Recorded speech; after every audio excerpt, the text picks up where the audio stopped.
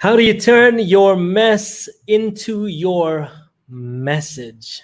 What's up, everyone? Welcome to another episode of Unconscious Communication Secrets.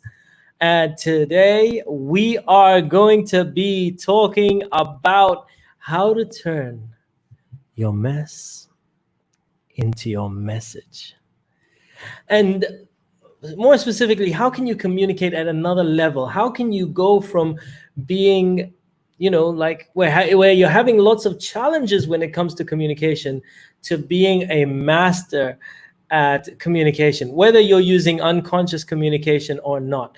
First of all, we are live, so if you're joining us, please join in and say hello. This is another episode of Unconscious Communication Secrets. So today, as I said, we're going to be talking about your mess into your message. How do you turn your mess into your message? How do you keep evolving so that you become the ultimate when it comes to speaking?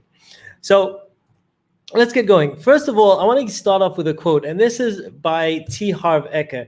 He says that every master was once a disaster. Every master was once a disaster. And believe me, I know what that's like. Like that's where I've started, and that's where most people start. But what happens is why is public speaking like the number one fear? And that's because so many people expect to get it right straight away. And the reality is, look, think of it this way. No one masters a game for the first time. If you've ever played a video game, if you've ever played I'm gonna go really old school and say Super Mario, right? Like that's how I started out, right? Yeah, whatever game you're talking about, but let's say you start a game. No one expects to be perfect from day one, right? It's a process of evolving.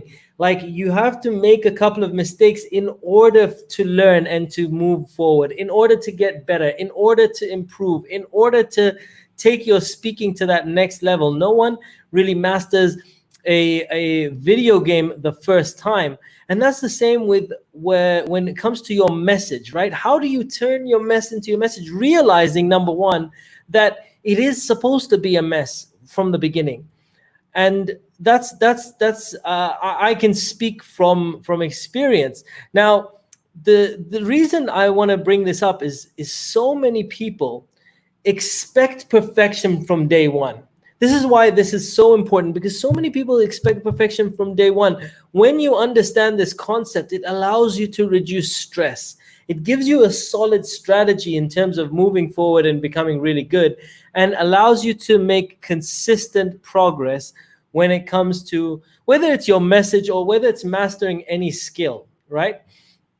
And so I this is so important, and I feel like when people get this, they will get so much further faster. Now, I want to give you a number of naturalistic examples. What do I mean by naturalistic examples? These are examples where you already do this. You know this, right? I'm not teaching you anything new. I'm just showing you an area to apply something that you already do or have done, right? Your job, for example. You weren't amazing at it from day one, but you got good at it, right? Driving, when you first started driving, you made a few mistakes. You gave yourself a little bit of an error. You were a mess, but then it became, well, not a message, but you became really good at driving, or at least I hope you're good at driving. And if you're not good at driving, then don't get in the car, okay? If you're too young to drive, then hopefully one day you'll know what I'm talking about. Look at anything that you are good at. Tying your shoelaces. Think of the alphabet, right? One day you couldn't tell a P from a Q or a B from a D, right? It was all like the biggest hassle. I know we've been teaching my daughter, right? But now it's just like, I got this, right? You weren't able to distinguish letters once upon a time. However, you made it through to becoming really good. And that's what it, like, if you want to be a great communicator, a great speaker, whatever, realizing that there's a process, realizing that you can become good by just understanding this concept. All right. So I'll tell you a very quick story. When I was living in Bahrain, I joined Toastmasters. I wanted to become like that's one of the ways that I started improving my speaking abilities. And there was a guy over there, is Muhammad Isa. Everyone's seen my emails popping up and everything. So it happens in a live video. There's a guy over there, is Muhammad Isa. He was very funny, really nice guy, and he was in the same Toastmasters club as me. And I went to him and I said, Muhammad, there's this humorous competition coming up. I kind of want to take part, but I'm not. I don't know about my abilities. And he said, Muneer, listen, if you want to compete, you're not competing today. It's further away. Just write something. Start with something. Come and perform it. And then see the audience reaction. See what people laugh at. See what they don't laugh at. See what the reactions are. And then take what works, discard what doesn't, and build upon that. So I was like, okay, that makes sense. So I went in. The next meeting we had, I wrote something. I came. I performed it. I tried to make people laugh. People laughed at half the half the stuff I thought they would laugh at. And I was like, oh, okay. But I made a mental note and I recorded it. So I rewatched it later and I was like, okay, I thought people would laugh here. Okay, they didn't laugh there. Maybe let me change it to this. Let me change it to this. Let me do this. Let me do that. And I changed and adapted and etc. And then I did it again. And then people laughed at the stuff that they laughed at before. They laughed at, again, half of the new things that I brought in. But then so now they were laughing at 70% of the stuff that I had. So I was like, okay, it's better, but it's still not perfect. And then I reworked it again. And then tried it one last time. And then by the time the competition came, people at the competition, everyone else tried out something they had just written. I tried out something that I had done 5 times. And guess who won? Now I'm not bursting my own bubble, but I won, but I planned to win, right? Like I had a good strategy in place because I realized, someone helped me realize that I wasn't going to be perfect straight away. And as long as I realize that, then I can plan that in so that when it counts, I'm going to be on top of things. And perhaps you see me right now, like when I'm doing this on a daily basis, guess what? I'm practicing what I preach. I am trying out new things, new ways of doing things. Some of my videos, I tried out like a rhyme, and then I'll do this, and I'll try different ways to speak online. So because I'm practicing what I preach, right? I realized when I first started doing this every single day, I was a little bit more of a mess. Now I'm a little bit more organized. Still not perfect, but when the time comes, I'm ready because I practice this. Yeah, your mess becomes your message. So let me move on. So let me talk about a very, very quick improvement framework, especially when it comes to speaking on your communication, right? First of all, create something, anything. Stop stressing about it. Just do it. Don't oh my God, perfection is probably the worst enemy that you could have, right? People get into this whole paralysis of analysis. You're never going to be perfect. Just get something, anything, and start with something, right? Find a small audience. Find a bunch of people that are friendly, right? I talk about the power of a mastermind when I teach my NLP courses or my unconscious communication. I have a mastermind that people pay money for because you want to be in a safe environment where no one's judging, everyone's supportive and helps you to grow. And that's what we talk about. Find a group that you can start to give this information to or to practice with, and a safe environment. It's like when I talk about practice more than you play, you want to practice with your teammates, right? Find some teammates that will help you and assist you and grow with you. Okay, so, and then record it. And this is hugely important. What gets recorded gets rewarded, right? Because then you can go in and you can see, okay, so half the time, by the way, half the time you know yourself where you can improve, right? You can watch your own video and you could go, okay, I think I need to do this here. I need to, and you can't do it unless you record your stuff. So sometimes you don't even need an audience. What gets recorded gets rewarded. Record yourself speaking and then notice your body language, your tonality. Because in the moment, you're not going to remember everything that you're doing, because in the moment you're thinking about what you're supposed to say. But if you watch it later, it's so powerful, because then you're like, okay, yes, my hand does this when I'm talking. I don't know, like maybe I should stop doing this when I talk. So it could be anything, right? But just notice how you speak, how you use your body language, and what can you do different? What can you try out? What can you do differently? Okay, so what gets recorded gets rewarded. And then do a little bit of research, right? Find out.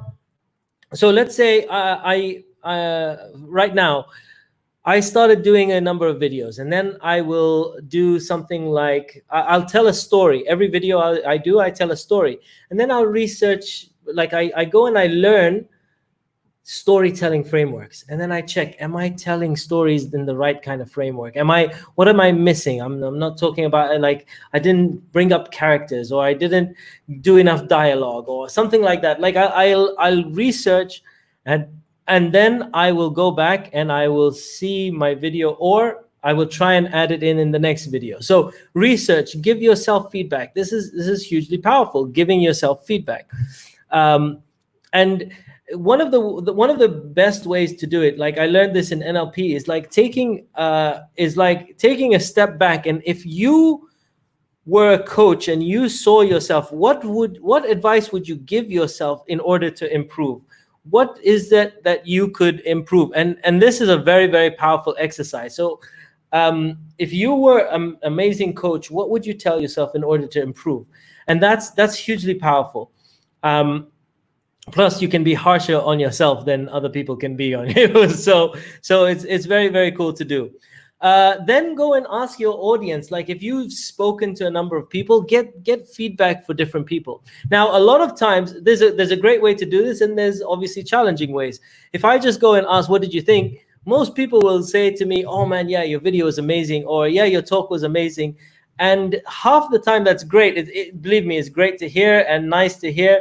At the same time, we don't always improve if we only get good feedback, and we might cry ourselves to sleep if we get really bad feedback. So you want to be able to ask the right kind of questions that will allow people to give you great feedback. So what do I mean by that? So if I was going to ask people something, I'd say, oh, okay, great. How was the video? They say, yeah, we really loved it. Okay, oh, that's awesome. What was your favorite bit of the video? And then they'll say, okay, that this was my favorite bit. Then I know that bit's a great bit, that it resonated with people. Half the time, by the way, when someone tells me, oh, I love this bit of your video, like I wouldn't have even thought of that bit, but I swear to you, it's interesting what people say resonated with them. So find out what bit, what 1 or 3 bits they like the most out of your talk. And then you can always ask something like, if there was an area that I perhaps could have made a little bit better, what do you think? Which area do you think I could focus on, for example, to just spice it up a tiny bit? And then someone might say, yeah, maybe you could do this over here, or etc. Now, you don't always need to listen to especially don't listen to random people.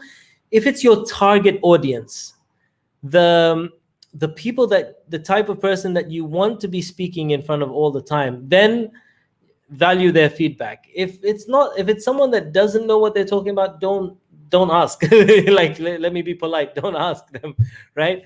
But that's very powerful. So get audience reaction and feedback. Okay. Then also, so that's just audience reaction, right? That's your general public, your target audience. That's very valuable. Then also, this is a very good one. Ask for expert feedback. And expert feedback is someone, for example, who is an expert at public speaking, right? Someone that teaches communication, something like that, or someone who is next level, like that knows what they're talking about, but perhaps is a few steps ahead of you in the game, right?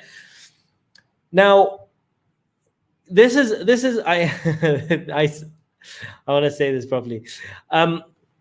I've learned this the hard way. If you ask someone for feedback, and I've learned this the hard way. I've asked someone for feedback, and they started to give me advice, and then what happens is we naturally, as soon I guarantee you, most of us, nearly all of us, we like to justify ourselves. So as soon as someone of an expert or who's an authority starts to give us feedback on mistakes that we've made, we like to tend to justify it. So we'll go, the reason I did that was because of da da da.